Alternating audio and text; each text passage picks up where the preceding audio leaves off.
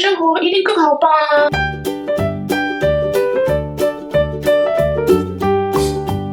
大家好，我是 Lonan， 我是美国的国际学生，住在高雄。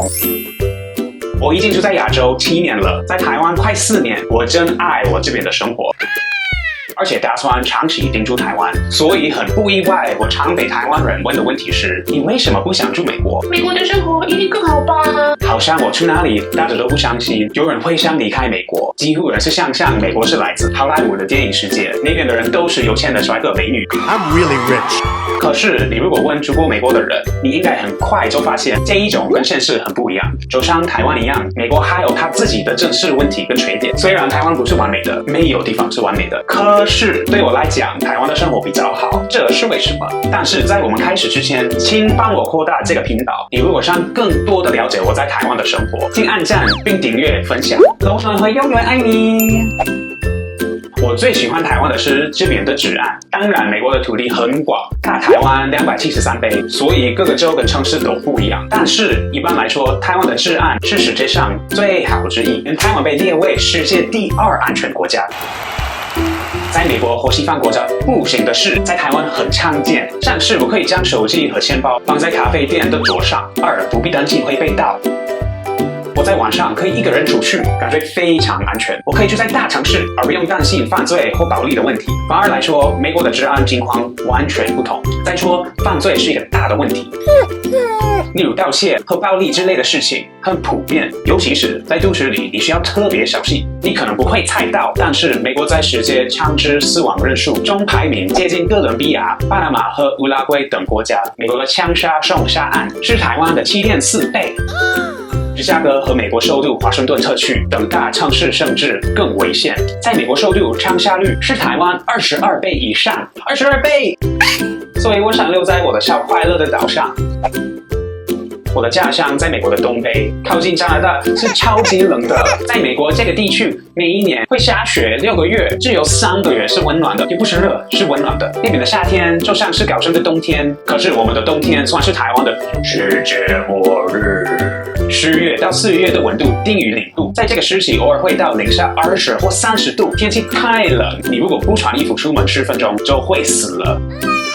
真的，台湾很热没错，但是在美国这个地方没有适当的准备，可能在几分钟内就会丢了小命。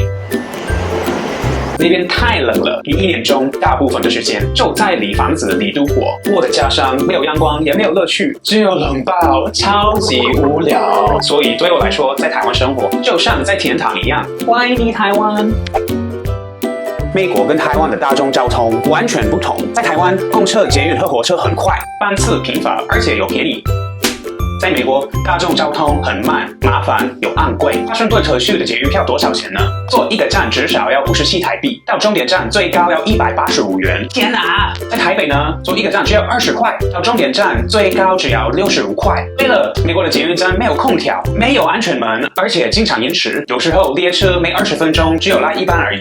纽约和波士顿等其他城市也有100多年前建成的捷运系统，车上和车站非常老旧、肮脏和破损。看看纽约市最著名的就是捷运的老鼠。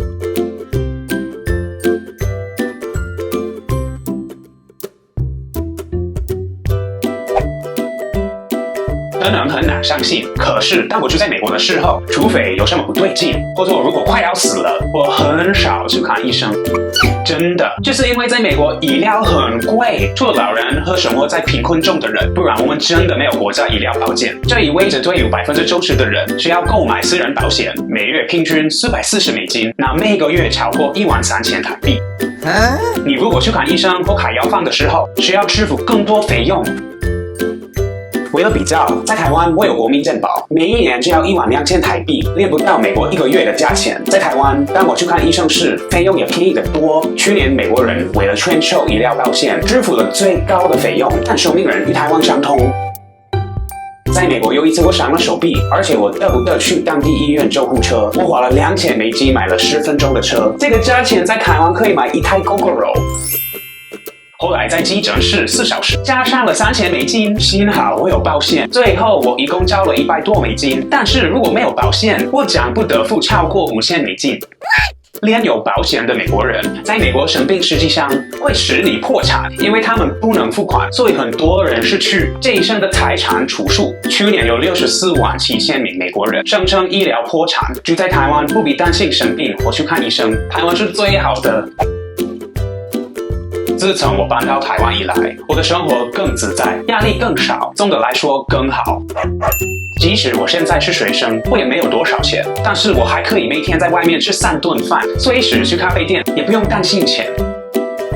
在台湾，我周末有时间旅行，在市中心租一间私人套房，我有食物、住所和空闲时间，和最重要的是安全感。这些日常在台湾算是简单的事情，可是在美国的学生生活是不可能。在台湾，我实际上可以享受我的生活。